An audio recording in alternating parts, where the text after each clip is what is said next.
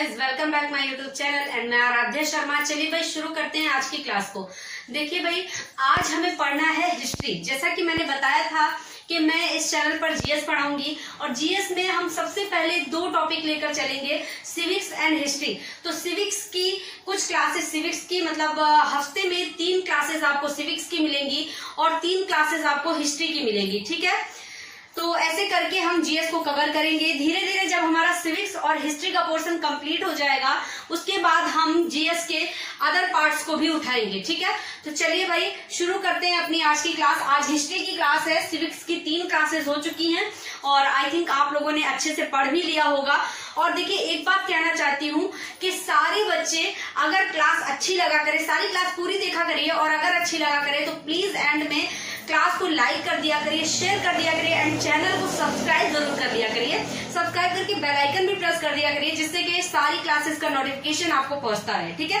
चलिए अच्छा, तो शुरू करते हैं। तो आज हम पढ़ने जा रहे हैं भारतीय इतिहास। क्या पढ़ने जा रहे हैं? भारतीय इतिहास। चलिए भाई,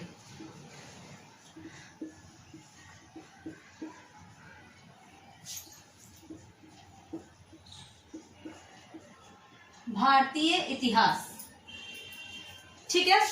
देखिए भारतीय इतिहास जो है इसे अध्ययन की दृष्टि से 3 भागों में बांटा गया है। आप सभी लोग जानते हैं कि भारतीय इतिहास को अध्ययन की दृष्टि से, जो नहीं जानते हैं वो जान ले, 3 भागों में बांटा गया है। देखिए कैसे। पहले तो आप यहाँ पर नोट डालकर लिखेंगे, ऐसे पॉइंट डाल करके।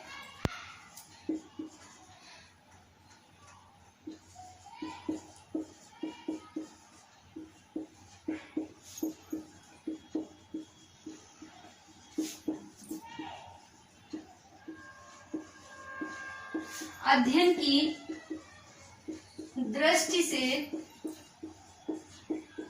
3 भागों में बांटा गया है, ठीक है,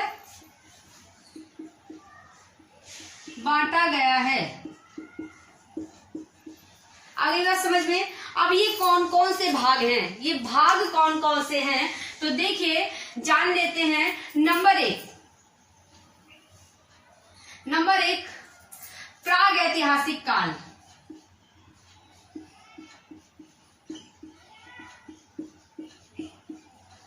प्राग ऐतिहासिक काल जो है बेटा, इसमें लिखित विवरण प्राप्त नहीं था। देखिए प्राग ऐतिहासिक काल जो था इसमें लिखित विवरण मतलब कि पहले के टाइम के जो भी अवशेष मिले, जो भी चीजें मिले, उनमें कहीं भी लिखावट नहीं मिली। जैसे कुछ टाइम पीरियड ऐसे होते हैं जहाँ से सिक्के मिलते हैं तो सिक्कों पर लिखावट होती है, किसी की मूर्ति अंकित होती है। जैसे कि आप लोग जानते होंगे या नहीं जानते हैं तो जान लीजिए कि समुद्रगुप्त खुदाई में जब समुद्रगुप्त के शासनकाल के सिक्के मिले तो उनके सिक्कों पर समुद्रगुप्त की वीणा बजाते हुए मूर्ति अंकित थी, ठीक है, तस्वीर अंकित थी। उस तस्वीर से लोगों ने जाना, अनुमान लगाया कि भाई समुद्रगुप्त जो थे ये संगीत प्रेमी हुआ करते थे, ठीक है। तो इस तरह से जो प्राग ऐतिहासिक काल था ना बेटा, यहाँ पर लिखित विवरण ही नहीं था, किसी भी तरह का लिखित विवरण प्राप्त नहीं है, ठीक है। तो ऐसे ब्रैकेट में लिख लीजिएगा, लिखित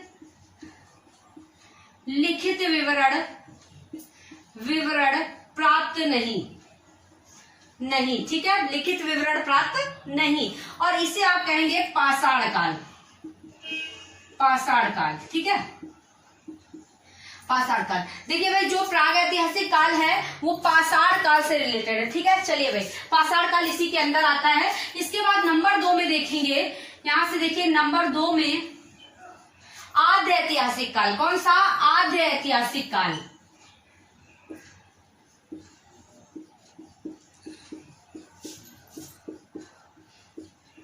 ऐतिहासिक काल, ठीक है, आद्य ऐतिहासिक काल। यहां पर इसको क्या कहेंगे? हड़प्पा सभ्यता, सॉरी हड़प्पा सभ्यता। हड़प्पा सभ्यता से आप अनुमान लगा सकते हैं, आप जानते ही हैं सिंधु सभ्यता, जिसे आप कहते हैं सिंधु सभ्यता, वही है हड़प्पा सभ्यता, ठीक है। चलिए यहाँ पर लिखित विवरण तो प्राप्त था, लिखित विवरण प्राप्त होने के बावजूद उसे पढ़ा नहीं जा सका, ठीक है। तो यहाँ लिखेंगे आप लिखित विवरण या लिखित साक्ष्य प्राप्त होने के बावजूद के युद्ध पढ़ा नहीं जा सका। ठीक है, पढ़ा नहीं जा सका। लिखित विवरण तो यहाँ प्राप्त हुआ लेकिन इसे पढ़ा नहीं जा सका बेटा। ठीक है, पढ़ा नहीं जा सका। चलिए नंबर 3 पर देखते हैं, जैसे कि हड़प्पा सभ्यता। हड़प्पा सभ्यता का जो लिखावट है उसे पढ़ा नहीं जा सका। ठीक है, तो ये जो जहां पर लिखित कुछ लिखा होगा, कुछ भी लिखा होगा, पर लोग समझ नहीं पाए कि वो लिखा क्या है, क्योंकि उस टाइम की लिखावट कुछ और थी, है ना, तो समझा नहीं गया, उसे समझ नहीं पाए लोग। चलिए भाई नंबर 3 में क्या है, ऐतिहासिक काल। नंबर 3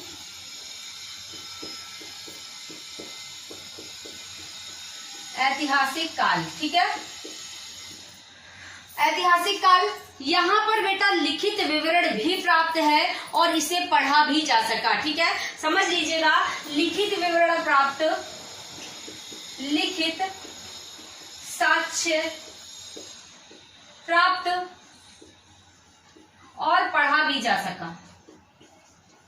पढ़ा भी जा सका। ठीक है, यहाँ पर लिखित साक्ष्य भी प्राप्त हुआ जिसे पढ़ा भी जा सका। ठीक है, अब इसे क्या कहेंगे, इसका टाइम पीरियड वेदों के बाद का, वैदिक काल के बाद का, मतलब वेदों के बाद का टाइम, जैसे कि बौद्ध धर्म हो गया, जैन धर्म हो गया, वैष्णव धर्म हो गया, तो ये सारे के सारे जो धर्म, मतलब कि वेदों के बाद का टाइम पीरियड जहां पर लिखित विवरण भी प्राप्त था और उसे पढ़ा भी जा सका। ठीक है, गर्मी बहुत ज्यादा है, चलिए,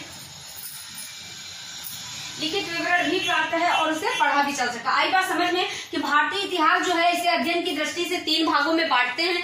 किन किन 3 भागों में, प्राग ऐतिहासिक काल जहां पर लिखित विवरण प्राप्त नहीं था, आद्य ऐतिहासिक काल जहां पर लिखित विवरण तो था लेकिन उसे पढ़ा नहीं जा सका। ठीक है, ऐतिहासिक काल जहां पर लिखित विवरण भी था और उसे पढ़ा भी जा सका। ठीक है, चलिए आगे बढ़ते हैं।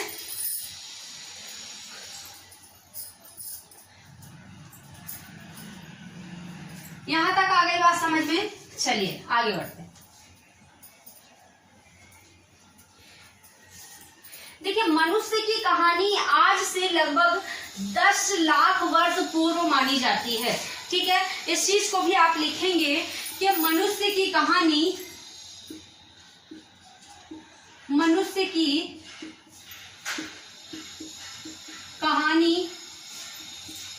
आज से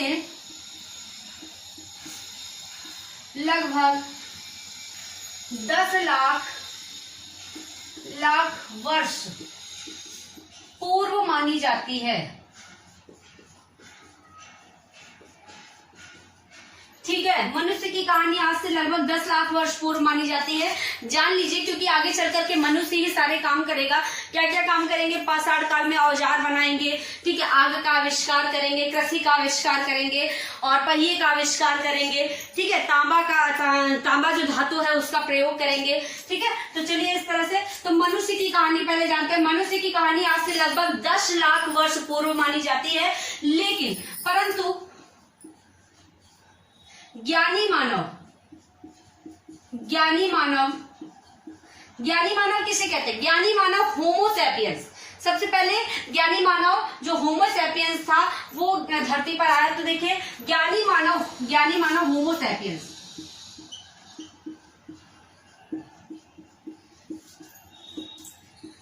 ज्ञानी मानव होमो सैपियंस का प्रवेश धरती पर आज से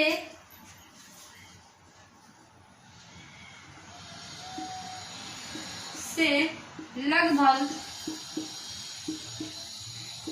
30 या 40 हजार वर्ष पूर्व माना जाता है।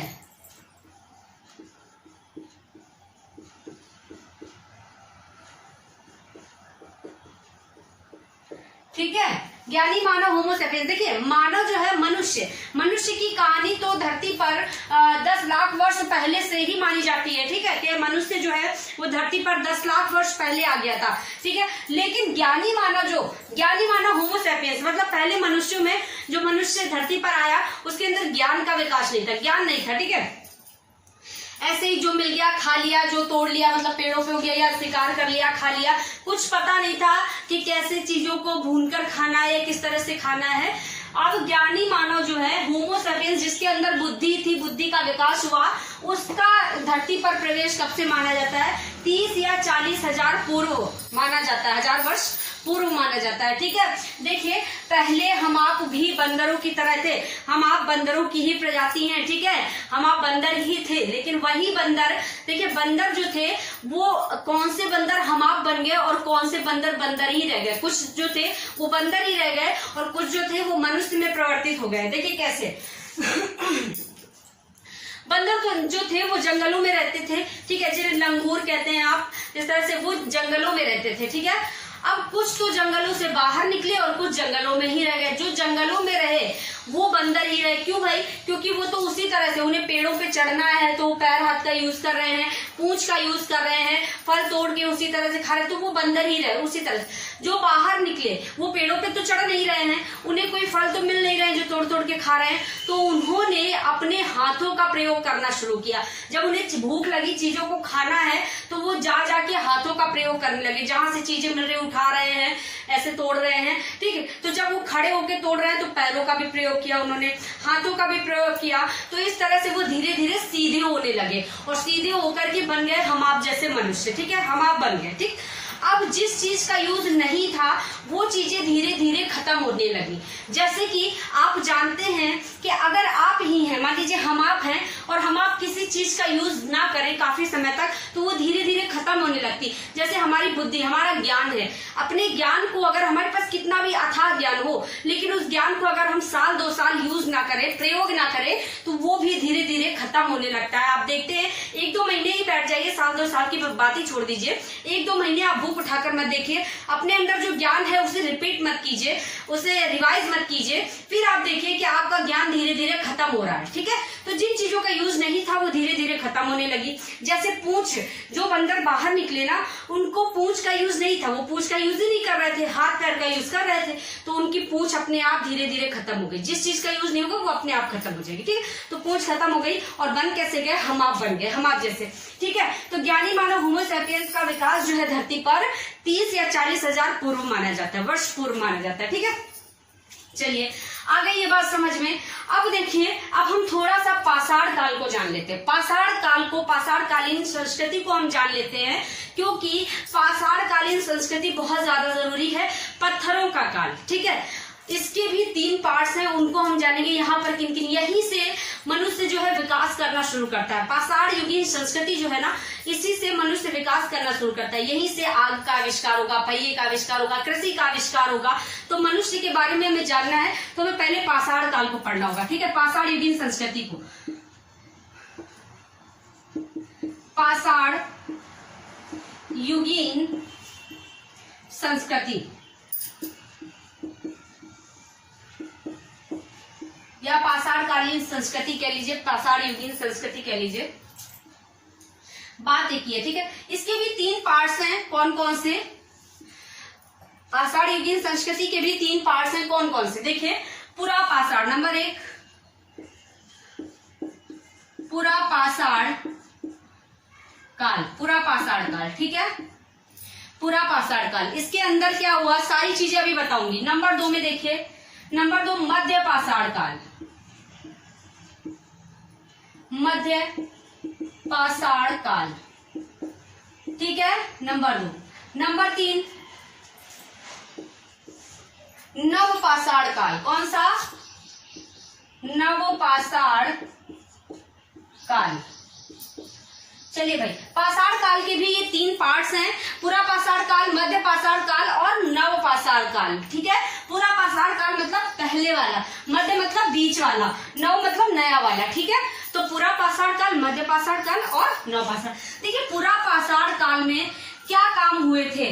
पुरा पाषाण काल का जो मनुष्य था ना, ये टोटल शिकार पर निर्भर था। ठीक है, तो यहाँ पर आप करेंगे जीविका का आधार। पहला पॉइंट है यहाँ का जीविका। जीविका मतलब जीवन का आधार। ठीक है, जीविका का मुख्य आधार कृषि था। सॉरी कृषि नहीं, शिकार। अभी तो यहाँ पर शिकार होगा, ठीक है, शिकार ही करते लोग, अभी कृषि का आविष्कार नहीं हुआ, कृषि के बारे में लोग नहीं जानते, ठीक है। तो जीविका का मुख्य आधार शिकार था, शिकार था, ठीक है। यहाँ पर मनुष्य शिकार करता था, शिकार से ही मतलब जानवरों को मारा और ऐसे ही कच्चा ही खा गया। अभी फिलहाल आग का आविष्कार नहीं, यहीं पर पूरा पाषाण काल में ही आग का आविष्कार होता है, ठीक है। तो चलिए भाई दूसरे पॉइंट में लिख लीजिए, आग का आविष्कार हुआ, आग का आविष्कार, ठीक है भाई। पहले जो मनुष्य था वो शिकार करके ऐसे ही कच्चा ही खा जाता था, ठीक है, लेकिन धीरे धीरे क्या हुआ, मनुष्यों को पता लगा भाई आग भी जलती है, ठीक है। कभी ऐसे ही बैठे आपस में बैठे होंगे और उन्होंने आपस में पत्थरों को टकरा रहे हैं और पत्थर से चिंगारी निकल पड़ी, और जब वो चिंगारी निकली ना तो इन लोगों को पता चला कि भाई आग भी जलती, ये क्या चीज है, ये तो आग है, ठीक है। इन लोगों को पता लगा कि आग है, तो इन लोगों ने फिर आग जलाना शुरू किया। पहले पत्थरों से ही आग जलाई जाती थी, है ना, तो आग जलाना शुरू किया। अब जब आग के बारे में इनको जानकारी हो गई तो इन्होंने जो शिकार करते थे ना उसे भून कर खाना शुरू कर दिया, ठीक है। तो आग का आविष्कार पूरा पाषाण काल में हुआ, और जीविका का मुख्य आधार क्या था, पूरा पाषाण काल का शिकार था, ठीक है। तो आपसे पूछा जाए पूरा पाषाण काल में जीविका का मुख्य आधार, टिक कर दीजिएगा शिकार पर, ठीक है। आग का आविष्कार किस काल में हुआ, पूरा पाषाण काल में हुआ, ठीक है। यहीं पर मनुष्य ने सबसे पहले पत्थर के औजार बनाना शुरू किया था, ठीक है। तो लिख लीजिएगा, मनुष्य ने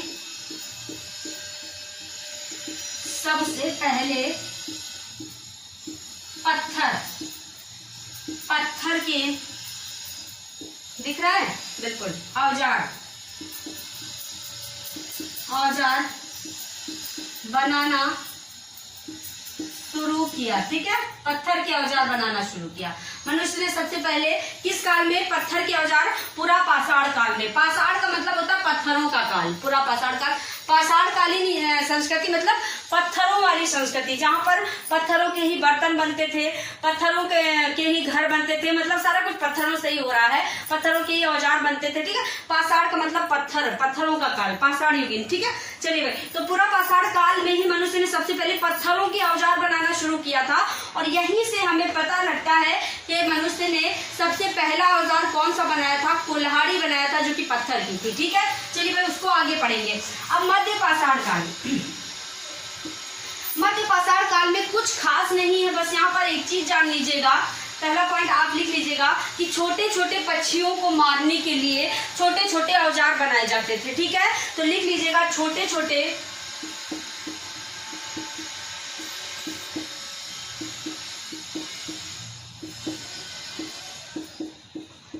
मारने के लिए छोटे छोटे औजार, ठीक है, औजार बनाए जाते थे, समझ जाएंगे। यहाँ पर ब्रैकेट में लिख लीजिएगा तीर कमान। तीर कमान का आविष्कार, विकास भी जो है वो पूरा मध्य पाषाण काल में ही हुआ, ठीक है। तो ऐसे लिख लीजिएगा, तीर कमान, जानते हैं ना तीर कमान, तो तीर कमान का विकास जो है ये मध्य पाषाण काल में हुआ था, ठीक है, सभी जानते, यूं करके चला देते हैं ना। चलिए भाई, तो तीर कमान का विकास, ठीक, यहाँ पर कुछ खास काम नहीं हुआ, बस यही कि छोटे छोटे पक्षियों को मारने के लिए छोटे छोटे औजार बनाए जाते थे पत्थरों के ही, ठीक है। और तीर कमान जो है, जो आज भी चलता है, उसका भी विकास जो है मध्य पाषाण काल में हुआ, ठीक है। चलिए अब नव पाषाण काल के बारे में जानते हैं। अभी मैं समझा दूं, फिर मैं साइड हो जाऊंगी, आप स्क्रीनशॉट भी ले सकते हैं और अपनी नोटबुक पर नोट भी कर सकते हैं, ठीक है। चलिए नव पाषाण काल पे आते हैं।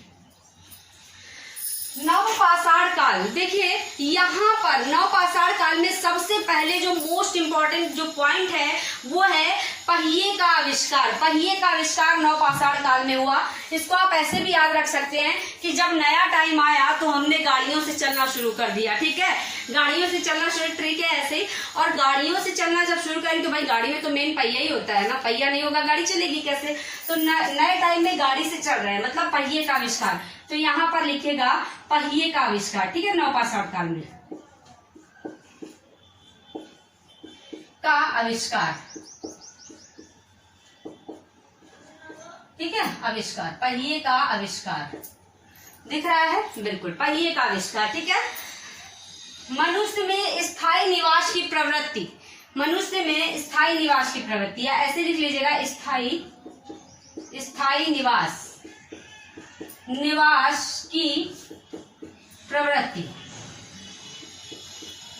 ठीक है, मनुष्य में स्थायी निवास की प्रवृत्ति का विकास हुआ। कैसे देखिए, कृषि का आविष्कार कब हुआ? नवपाषाण काल में। और जब मनुष्य कृषि करेगा तो भाई उसे स्थायी होकर रहना पड़ेगा ना, क्योंकि कृषि जो है वो कोई ऐसा मैटर तो है नहीं कि आज छिड़का, आज बोया, कल उगा और खा लिया, ऐसा तो है नहीं। अभी बोया, रात में उगा और खा लिया, ऐसा तो है नहीं ना। कृषि अगर आप करेंगे तो 6 महीने, 4 महीने, साल भर आपको इंतजार करना पड़ेगा, है ना। तो कृषि का यहाँ पर विकास हुआ, जिससे मनुष्यों में स्थायी निवास की प्रवृत्ति हुई। ठीक है, स्थायी निवास की प्रवृत्ति का विकास हुआ, मतलब मनुष्य जो है स्थायी होकर रहने लगे। अभी तक मनुष्य स्थायी नहीं रहते थे, चलते फिरते रहते थे, कहीं कुछ फेंक दिया, उग गया, खा लिया, चल दिए। ठीक है, या तो फिर ऐसे शिकार करके खा रहे हैं, कुछ भी कर रहे हैं, मतलब ऐसे चलते फिरते रहते थे, स्थायी नहीं थे। लेकिन नवपाषाण काल में क्या हुआ? मनुष्य में स्थायी निवास की प्रवृत्ति का विकास हुआ, मनुष्य स्थायी होकर रहने लगा। ठीक है, स्थायी निवास की प्रवृत्ति। यहाँ पर लिखिएगा इसका मेन कारण क्या था? कृषि का आविष्कार, कृषि का विकास। ठीक है, कृषि का विकास। ठीक है, इसी नवपाषाण काल में। ठीक है, ये भी इंपॉर्टेंट है, मोस्ट इंपॉर्टेंट है। अगर आपसे पूछा जाए कि कृषि का विकास किस काल में हुआ, तो नवपाषाण काल में हुआ। पहिए का आविष्कार किस काल में हुआ? नवपाषाण काल में हुआ। ठीक है, आ गई बात समझ में? चलिए, यहाँ तक आपको समझ में आ गया। पाषाण युगीन संस्कृति जो थी, पूरा पाषाण काल जीविका का मुख्य आधार शिकार था। आग का आविष्कार हुआ यहीं पर। ठीक है, मनुष्य में सबसे पहले पत्थर के औजार बनाने का ज्ञान हुआ। ठीक है, छोटे छोटे मध्य पाषाण काल में छोटे छोटे औजार बनाए जाते थे पक्षियों को मारने के लिए। तीर कमान का विकास हुआ यहीं पर। नवपाषाण काल में पहिए का आविष्कार हुआ, कृषि का आविष्कार हुआ और स्थायी निवास की प्रवृत्ति। एक खासियत और याद रखिएगा, विशेषता नवपाषाण काल की, यहाँ पर कृषि जो थी ना, मेन कृषि जो थी वो गेहूं तथा जौ की जाती थी। क्या विशेष? यहाँ पर गेहूं और जौ, इस चीज को याद रखिएगा। ठीक है, ये आप इसकी विशेषता थी, नवपाषाण काल की विशेषता गेहूं तथा जौ। ठीक है, और यहाँ पर कच्ची ईंटों के आयताकार मकान बनाए जाते थे। लिख नहीं रही हूँ, समझ लीजिएगा, नोट कर लीजिएगा। कच्ची ईंटों के आयताकार मकान बनाए जाते थे, यहाँ की विशेषता है। और गेहूं और जौ जो है यहाँ की खास कृषि विशेषता है। ठीक है, चलिए, तो यहाँ तक का कंप्लीट होता है।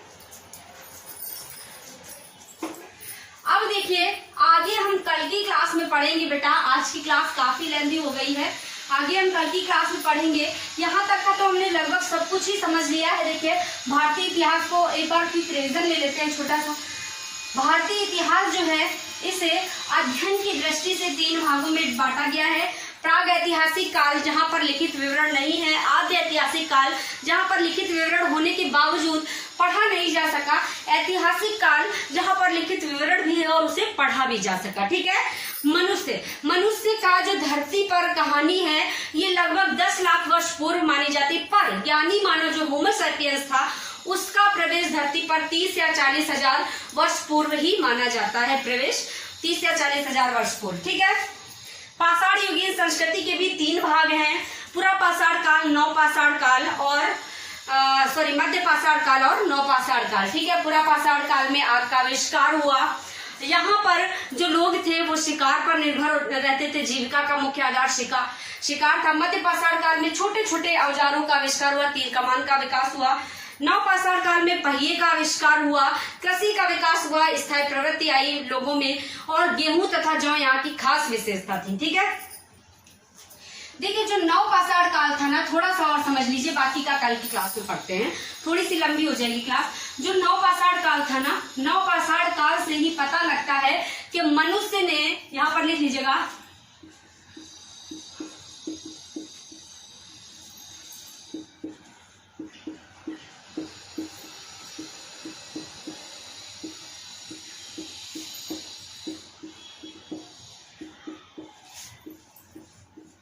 मनुष्य ने सबसे पहले कुत्ते को पालतू बनाया।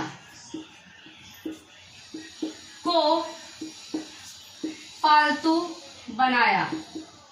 ठीक है, आपसे पूछा जाता है कि मनुष्य ने सबसे पहले किस जानवर को पालतू बनाया। ठीक है, क्वेश्चन पूछा जाता है पेपर में, मनुष्य ने सबसे पहले किस जानवर को पालतू बनाया, तो मनुष्य ने सबसे पहले कुत्ते को पालतू बनाया। ठीक है, इस बात की जानकारी कहाँ से मिलती है, नवपाषाण काल से मिलती है। ठीक है, चलिए, मनुष्य द्वारा बनाया गया पहला औजार,